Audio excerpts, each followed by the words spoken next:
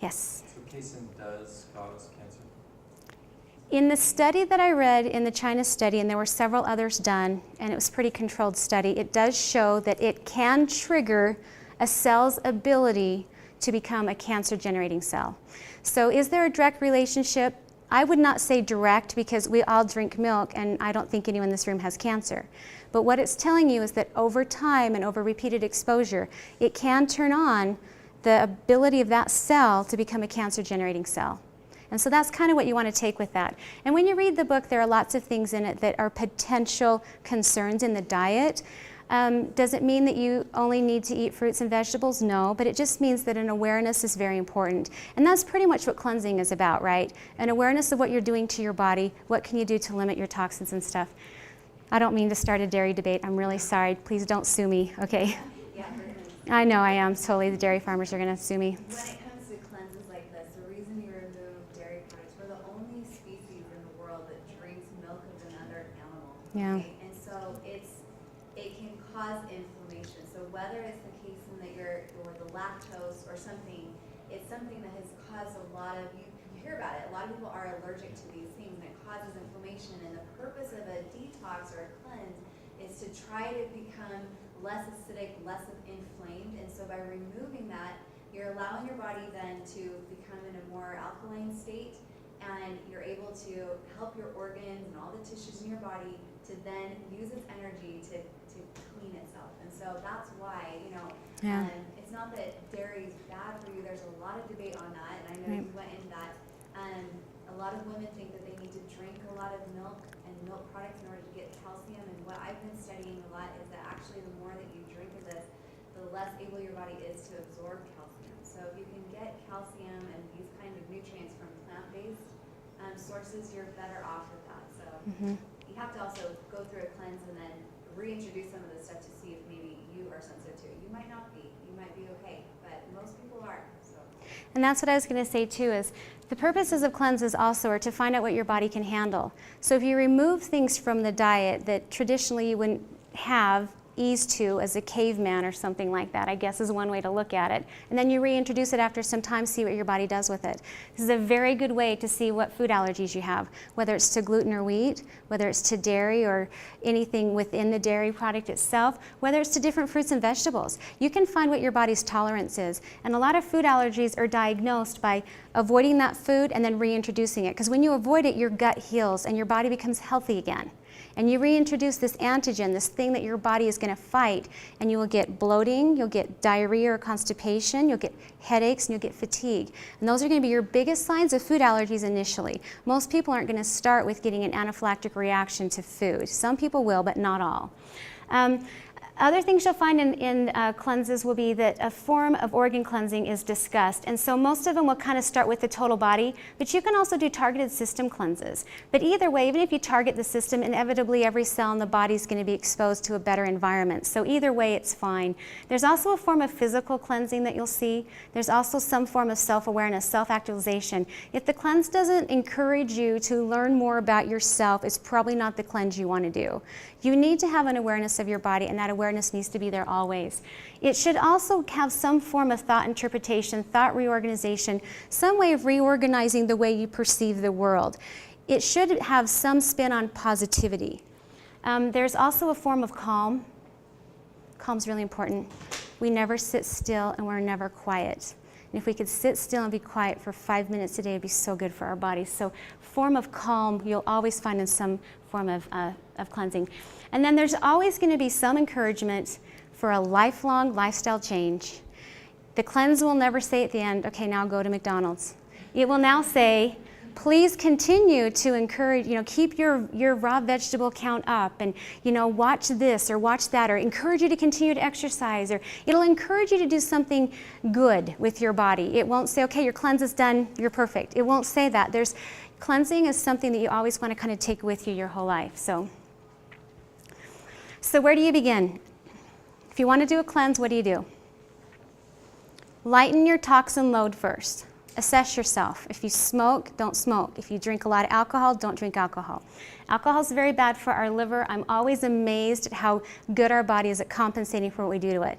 We damage our body on a daily basis with all sorts of stuff, and we are still alive. We're walking around, we're talking, and we're functioning generally pretty okay with what we do to our body. Our bodies are amazing. So if we can give it the chance to be healthier, it'll do that for us. Refined sugars are really hard on our bodies. I could talk hours and hours and hours about sugars. Sugar is very hard for women in particular. Sugar affects our mood. It affects the way we think. It affects the way we metabolize things. Sugars are very hard for women. We do not metabolize sugars very well, especially after about the age of 30, 35. Saturated fats are hard for us too. The liver has to deal with this stuff. Liver has to strain all that out and put it somewhere.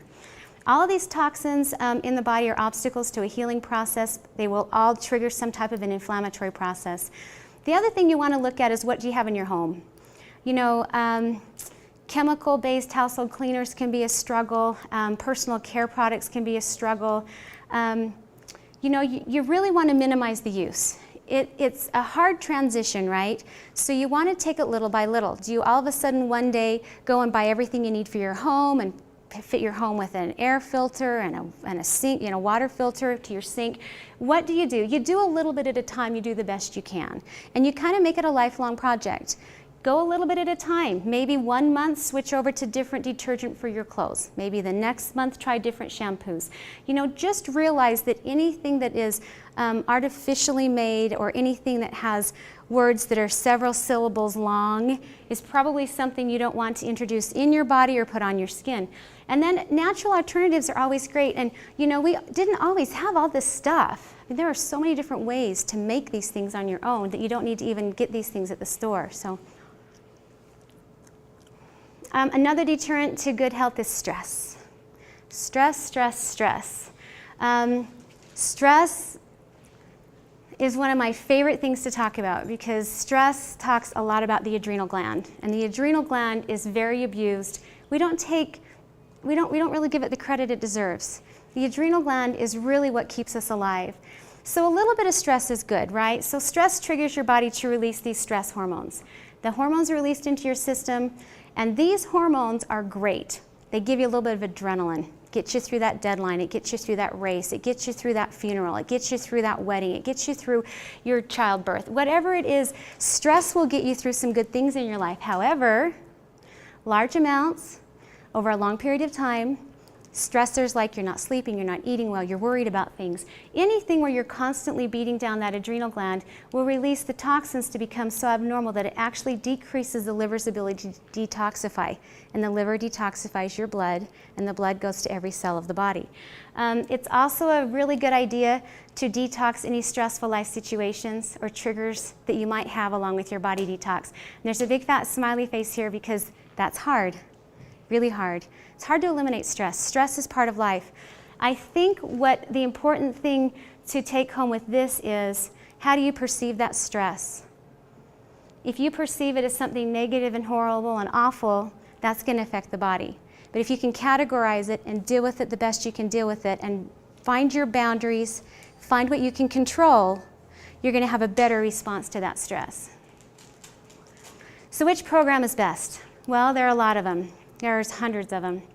Many will have recipes. Maybe that would be a good one for you. Many follow a 3 or 7 day program. Others go as long as 21 days. There's even just 24-hour fasts that you can just do. You just have to recognize that it takes time to clean the body. Can you do it in 24 hours? Probably not. Can you do it in 21 days? Probably better than you can in 1 day, but it can take months maybe even. And so you need to decide where you want to go with this. It also takes time to eliminate the toxins. If you're only having a bowel movement once a week, can you detoxify the body in a day? Probably not. It'll probably take a week, right? It takes time to empty out the colon. So you need to realize that you're not just cleaning out the blood through the liver. You're also eliminating toxins through the urine, through your sweat, through your bowel. And if you can give your body time to eliminate as you bring in healthier things and keep the toxins out, you're going to have a much better response to your cleanse. Cleansing packages. Okay, so these are some examples of cleansing packages. If you want to do your own cleanse, you can. If you want to go buy it at the store, you can. Most cleanses on the market are very expensive. Do you have to spend a lot of money to cleanse? No. but you can. Most of the cleanses that come are going to have very basic ingredients. And when you look at the backs of them all, they're all going to look about the same. They're all going to have the same thing. Most are going to have a licorice root. Most are going to have garlic. Most are going to have milk thistle. I mean, you're going to look at these and you're going to say, wow, they all have about the same ingredient. The other thing you're going to see in a lot of them, especially if it contains a colon cleanse, is going to be a lot of fiber. Fiber is really important. So when you're looking for different cleanses, you want to kind of think of the system you're trying to cleanse and then what you're looking for in that system. But regardless of what you do, fiber is going to be important because fiber allows the bowel to do its job, and fiber actually will scrub the bowel walls clean. So having bowel movements is important, but you also don't want toxins and plaques left on the bowel lining. And fiber works like a little brush, and it cleans out that bowel wall, which is very important. Vitamins are going to be important simply because you're going to add back in what your body would not absorb previously. Herbs and minerals are going to be important, specifically anything that's going to be an antioxidant, anything that will bind up the free radicals from the damage of the inflammation that you're causing to your body. Also, drinking water just one day a week is one thing that I found when I did a historical research on this that cultures have been doing forever. Doesn't necessarily have to be a Sunday or a specific day, but it looked like about every 7 days most cultures kind of just drank water and didn't eat a lot of food. So it seems that fasting is really important to the body. Giving it a rest from having to digest all this stuff seems to be an important premise for cleansing. Whether you do a full day, you do it once a week, once a month, once a year, it doesn't really matter. If you can at least give your body 12 hours a day, that would be great. So yeast cleanses I use a lot in my practice because yeast is something that is cultured in our bodies. It's natural and it's okay in certain amounts. However, if your body tends to culture more yeast, typically due to a poor diet full of sugar and processed foods, these are a lot of the symptoms you're going to have. If I have women come to me saying, I'm doing everything I can't lose weight, I have headaches, I have fatigue, I feel like I'm gaining weight, I feel bloated when I eat, I feel sick, my bowels feel awful, I just feel so awful, I tend to think, well, yeast may be there. And if it is, it's easy enough to treat. This is super easy to treat. Probiotics are super important, and one thing I've noticed in the yeast cleanses on the market is they don't contain enzymes. Enzymes are imperative. So what you have to understand about yeast is, think of when you cook with yeast. You know, you open your little yeast jar and there are these little round balls of yeast, right? You add sugar to it and they foam. Probiotics are really amazing little bacteria that naturally will eat up the foaming yeast. Just clear it out. So that bloating you get will be relieved because the foaming won't occur. The other thing that foaming yeast does is it releases toxins that go directly to the brain, and they tell the brain that you need to eat. There's this hormone communication with leptin and ghrelin that are released from the brain, and they're studying this like crazy right now because everybody wants to find that new that weight loss pill, that one pill that's going to make you lose the weight. So they're studying this like crazy, and they're finding that there are different chemical messages between the gut and the brain that tell you when you need to eat, how much you need to eat, when you're full, when you're hungry, what you want to eat, what you crave. Cravings are real. Cravings come from yeast. You have a really great dinner, you're totally full, but now you want some sugar. You need some ice cream, you need some cake. That's your yeast talking. It's saying, feed me, right? So probiotics really help with this. Probiotics are great. Lactobacillus, acidophilus, those are probiotics. They are cheap, they're easy. It's in yogurt, it's in Activia. You can find probiotics anywhere, but if you want to take a more regimented approach to it, you can actually get them in capsules. I think the capsules are great for women because, especially for me, if I'm in a routine, I'm not going to run to the fridge to grab that probiotic that's in the fridge if I'm in a hurry. But I will put my probiotic in my little pill thingy, or I'll have it with me wherever I'm going. It's easy to pack, it's easy to find. I can keep it in the bathroom by my toothbrush.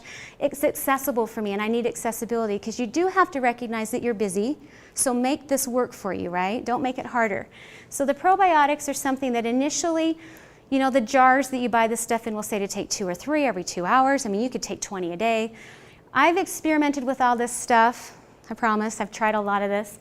I think this works best. I think taking 2 every morning on an empty stomach when you wake up. You want to get an empty gut. You want to let the probiotics work. And then taking 1 at bedtime for about a month is a good regimen. You can take it less if you feel like you're not bloated, and you can tell when your tummy feels flat, when the yeast is kind of not foaming and bloating you anymore.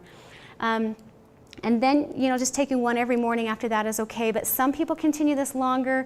I recommend if you're on an HCG diet or any type of a regimented diet, or if you're doing a specific cleanse for a specific amount of days, you at least do the yeast cleanse during that time of cleansing.